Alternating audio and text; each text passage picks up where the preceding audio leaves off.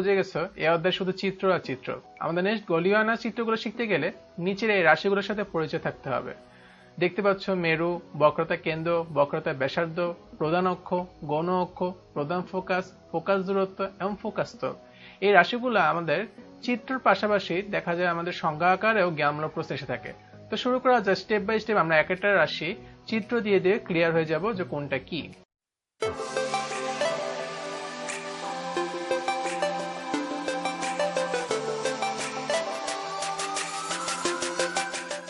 প্রথমে শুরু করা যাক মেরুর সংজ্ঞা দিয়ে। গোলীয় দর্পণের প্রতিফলক পৃষ্ঠের মধ্যবিন্দুকে আমরা বলি দর্পণে মেরু। তোমাদের নিশ্চয় মনে আছে প্রতিফলক পৃষ্ঠ কাকে বলে? যা আয়না থেকে যে পৃষ্ঠ থেকে আমাদের আলো প্রতিফলিত হয়ে আসে সেটাকে বলে প্রতিফলক পৃষ্ঠ। তো এই ক্ষেত্রে আমরা জানি গোলীয় আয়না আবার দুই প্রকার, একটা হচ্ছে অবতল আয়না আর একটা হচ্ছে উত্তল আয়না।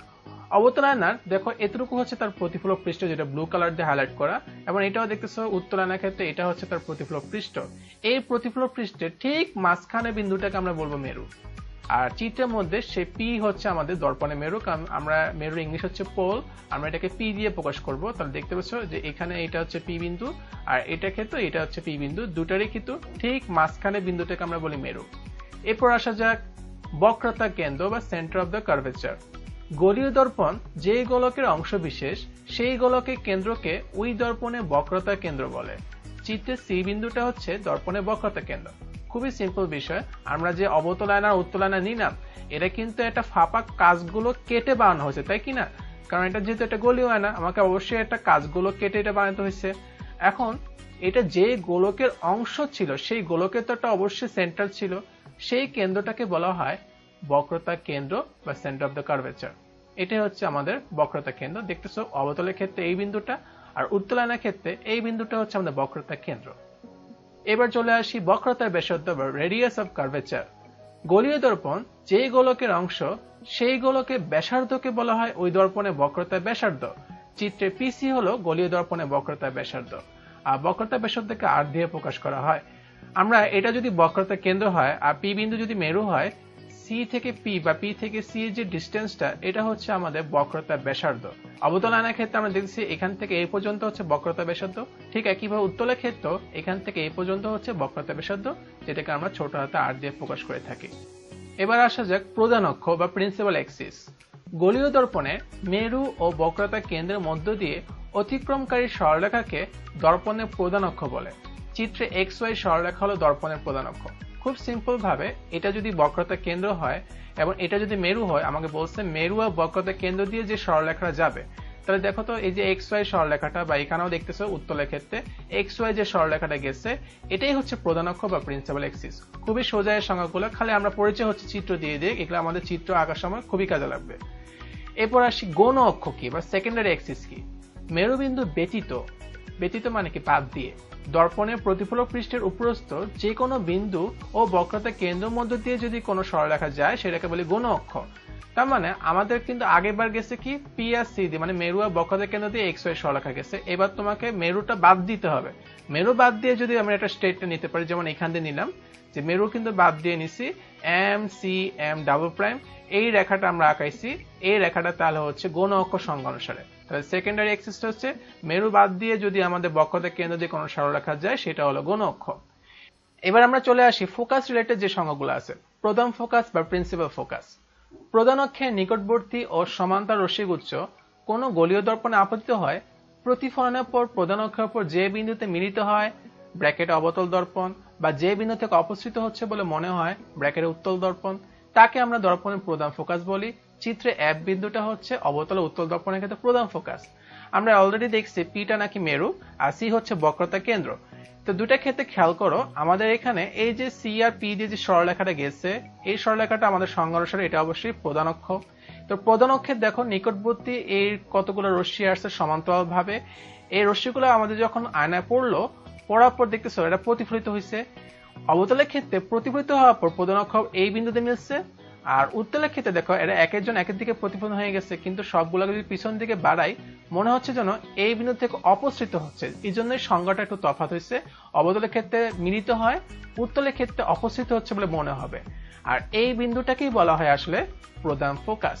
তাহলে প্রধান ফোকাসের সংজ্ঞাটা একটু বড়, কারণ আসলে অবতল আর উত্তোলনের ক্ষেত্রে দুইটার ডেফিনেশনটা একটু আলাদা হচ্ছে। অবতলের ক্ষেত্রে আমরা যে বিন্দুতে মিলে প্রধান অক্ষের উপর, আর উত্তলের ক্ষেত্রে প্রধান অক্ষের উপর যে বিন্দু থেকে অপসৃত হচ্ছে বলে মনে হবে সেই বিন্দুকে আমরা বলবো হচ্ছে প্রধান ফোকাস। এটাও কিন্তু খুবই ইম্পর্টেন্ট, আমাদের চিত্র সময় এই ফোকাস পয়েন্টটা আমাদের খুবই লাগবে। তোমরা দেখতে পাচ্ছ যে এখানে আমাদের একটা চিত্র দেখতে পাচ্ছি, অবতলের ক্ষেত্রে আমাদের প্রধান অক্ষের সমান্তরাল রশ্মিগুলো আসার পর একটা বিন্দু মিলতেছে, তার মানে এই পয়েন্টটা প্রধান ফোকাস। উত্তলের ক্ষেত্রে দেখতেছো ছড়িয়ে পড়তেছে, কারণ এটা অপসারী আয়না আর এটা অভিসারী আয়না। অপসারী আয়না দেখতেছে এখান থেকে অপসৃত হচ্ছে বলে মনে হচ্ছে।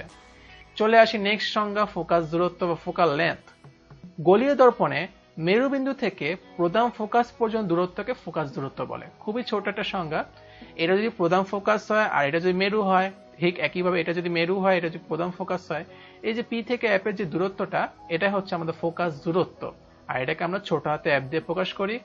আর এটা আমাদের সবসময় যেটা হবে, এটা যদি সি থেকে পি যদি বক্রতা ব্যাসার্ধ হয়, এটা আমাদের সবসময় ফোকাস দূরত্বটা বক্রতা ব্যাসার্ধ অর্ধেক হয়, অর্থাৎ এফ ইকুয়াল টু r/2। এটা আমরা কয়েকটা ক্লাসের পর এই সূত্র প্রমাণ করে দেখাবো যে কেন ফোকাস দূরত্ব বক্রতা ব্যাসার্ধ অর্ধেক হয়ে থাকে। এরপর আমরা চলে আসি লাস্ট সংজ্ঞা, ফোকাস তল বা ফোকাল প্লেন। গোলীয় দর্পণে প্রধান ফোকাসের মধ্য দিয়ে প্রধান অক্ষের সাথে লম্বভাবে যে সমতল কল্পনা করা হয় তাকে ফোকাস তল বলে।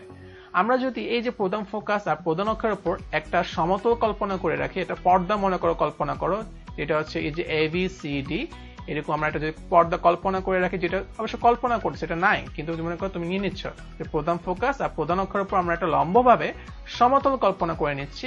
এই সমতল যদি কল্পনা করে নাও, এটাকেই বলা হয় ফোকাস তল। যেখানে মনে করো আলোটা পড়তেছে, যে তলে বা যে পর্দায় ফোকাসটা হচ্ছে, এই তলটাকে আমরা বলতেছি হচ্ছে ফোকাস তল। একে একে আমাদের 8টা সংজ্ঞাই শেষ। আমরা তাহলে একদম ফিনিশিং লেভেলের 8টা সংজ্ঞা এই চিত্র দিয়ে আমরা আবার বুঝে দিচ্ছি। মেরু কাকে বলেছিল, যে গোলীয় আয়নার প্রতিফলক পৃষ্ঠের ঠিক মধ্যবিন্দুকে আমরা বলি মেরু। বক্রতা কেন্দ্র কি ছিল, গোলীয় আয়নার যে গোলকের অংশ ছিল সেই গোলকের কেন্দ্রকে বলা হয় বক্রতা কেন্দ্র।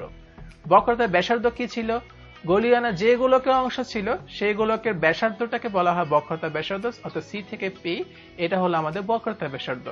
প্রধান অক্ষ কি ছিল, আমাদের মেরু আর বক্রতা কেন্দ্র দিয়ে যদি কোনো সরলরেখা গমন করে সেটা হচ্ছে আমাদের প্রধান অক্ষ। গৌণ অক্ষ কি ছিল, মেরু বাদ দিয়ে যদি আমাদের অন্য কোনো বিন্দু বক্রতা কেন্দ্র দিয়ে যদি কোনো সরলরেখা গমন করত সেটাকে আমরা বলি গৌণ অক্ষ। প্রধান ফোকাস কি ছিল, আমাদের প্রধান অক্ষের সমান্তরাল করে যদি গোলীয় আয়না আলো পড়ে, সেটা প্রতিফলনের পর দেখা যায় একটা বিন্দুতে মিলিত হয় বা একটা বিন্দু থেকে অপসৃত হচ্ছে বলে মনে হয়, সেটাকে বলা হয় প্রধান ফোকাস। ফোকাস দূরত্ব কি ছিল, মেরু থেকে প্রধান ফোকাসের যে দূরত্বটা সেটাকে বলে ফোকাস দূরত্ব।